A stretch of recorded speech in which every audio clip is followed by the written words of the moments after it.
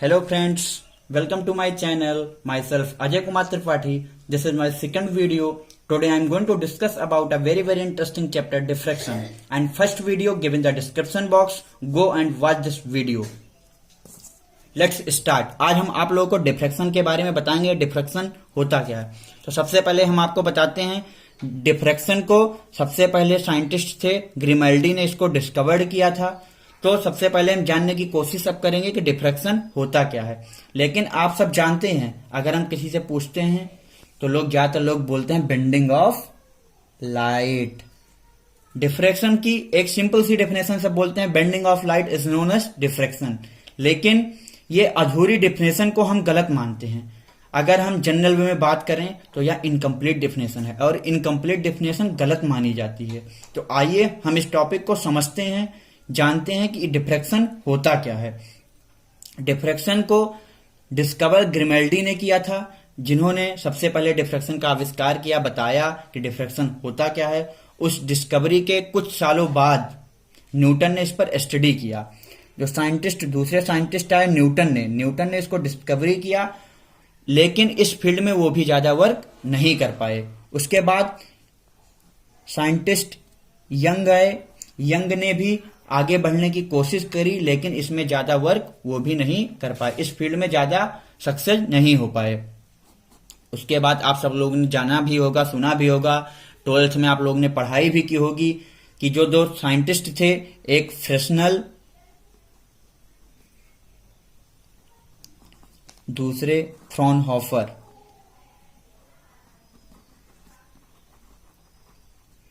इस फील्ड में बहुत ज्यादा वर्क किया। इन दोनों साइंटिस्ट ने, फ्रेस्नेल ने और फ्रॉनहोफर ने, इस फील्ड में बहुत ज्यादा वर्क किया। तो आगे हम जानेंगे फ्रेस्नेल ने किस तरह की स्टडी की एंड फ्रॉनहोफर ने किस तरह की स्टडी की। इसमें दोनों साइंटिस्ट में डिफरेंसेस क्या हैं, इसको हम जानेंगे। यह क्वेश्चन आप जानते भी हैं, 2 या 3 नंबर में पूछा भी जाता है, डिफ्रैक्शन क्या है, क्या होता है। तो सबसे पहले हम आप एक एग्जाम्पल लेते हैं और जानेंगे सबसे पहले कि अब डिफ्रैक्शन होता क्या है। पहले हम डिफ्रैक्शन जानेंगे, उसके बाद फिर बताएंगे कि इन दोनों साइंटिस्ट ने क्या क्या बताया। तो उन्होंने बताया कि डिफ्रैक्शन में सपोज हम करते हैं, सपोज दैट हम एक एग्जाम्पल लेते हैं। एक ये हम ऑब्स्टेकल लिए, ये हम एक ऑब्स्टेकल लिए। ऑब्स्टेकल का मतलब आप समझ सकते हैं कि ये समझ सकते हैं कि ये रुकावट होता है। इसका मतलब जैसे हम पेन रख दिए, तो कोई भी लाइट आ रही है तो यहीं पे रुक जा रही है। हम एक ऑब्स्टेकल लिए, यहां पे एक source of light, source of light. अब यहां से लाइट जो है ये मल्टीपल डायरेक्शन में यहां पे जा रही है और यहां पे हमने एक स्क्रीन ले लिया।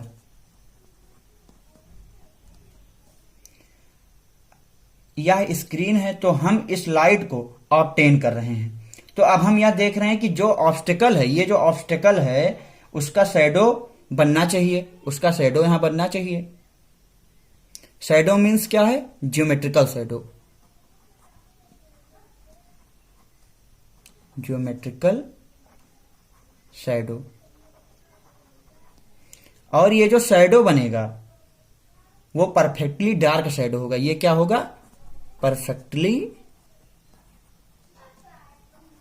डार्क शैडो होगा।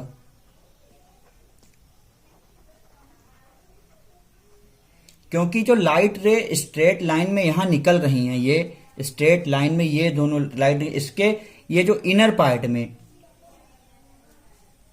इसके ये इनर पार्ट में हाई इंटेंसिटी पार्ट मिलना चाहिए। हाई इंटेंसिटी पैटर्न इसमें मिलना चाहिए। क्या मिलना चाहिए? High intensity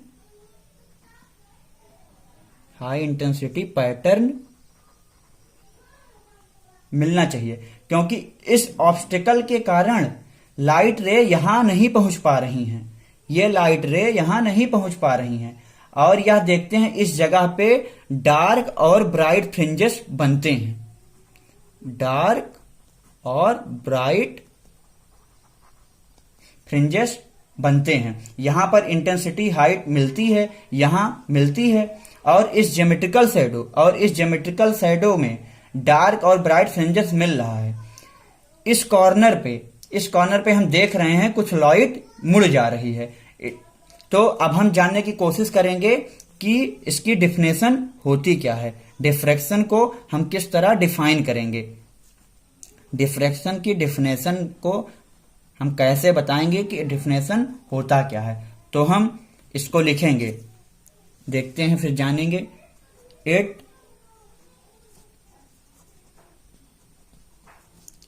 It is defined as the bending of wave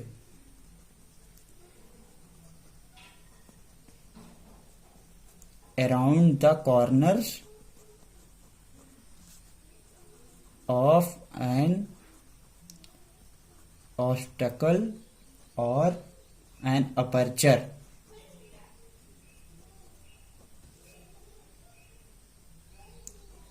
into the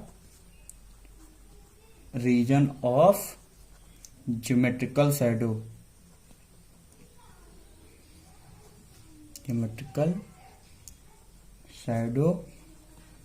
of the obstacle or aperture। अब हम इस डायग्राम की मदद से डिफिनेशन को काफी अच्छी तरीके से समझ गए होंगे।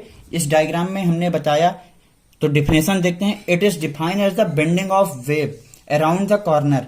ये जो लाइट की बेंड होना इस कॉर्नर पे of an obstacle on an aperture into the region of geometrical shadow, इस ज्योमेट्रिकल शैडो के पास of an obstacle and aperture पे। तो जब प्रकाश की ध्वनि, हम इसको हिंदी में बताने की कोशिश करेंगे, जब प्रकाश की ध्वनि तरंगे अवरोध से टकराती हैं तो वह किनारे अवरोध के तरफ मुड़ जाती हैं। यहां ऑब्स्टिकल के ऊपर जो हम ये दिखा रहे हैं यहां पे मुड़ जाती हैं, तो वह ज्यामितीय छाया में प्रवेश करती हैं।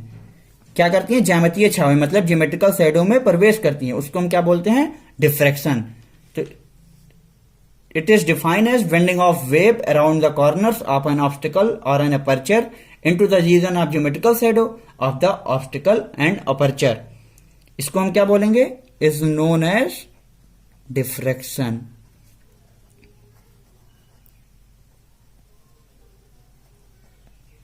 अब आप लोगों को हम फ्रेस्नेल डिफ्रैक्शन और फ्रॉनहोफर डिफ्रैक्शन वैसे इजी वे में बता दे रहे हैं। फ्रेस्नेल डिफ्रैक्शन में यह होता है कि जो लाइट की रे आती है, जैसे यहां पे हम समझ लिए कोई ऑब्स्टिकल है, वो जो लाइट की रे आती है वो फाइनाइट डिस्टेंस से आती है।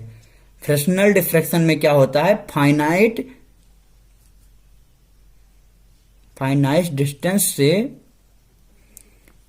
लाइट आती है। वो क्या होता है? जैसे ये ऑब्स्टिकल है तो यहां फाइनाइट डिस्टेंस से आएगी लाइट, वो होता है फ्रेस्नेल डिफ्रैक्शन। और ये जो फ्रॉनहोफर डिफ्रैक्शन होता है, फ्रॉनहोफर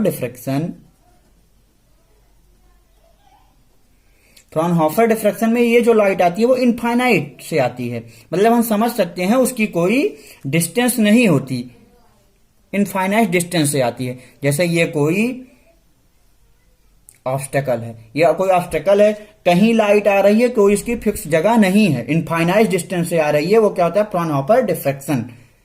इसमें जगह फिक्स होती है, हम समझ सकते हैं कि यहां से लाइट जा रही है, मतलब उसकी डिस्टेंस फिक्स है, वो होता है फ्रेस्नेल डिफ्रैक्शन। जो इनफाइनाइट से आ रही है वो फ्रॉनहोफर डिफ्रैक्शन होता है। तो डिफ्रैक्शन आप लोगों को समझ में आ गया होगा। हम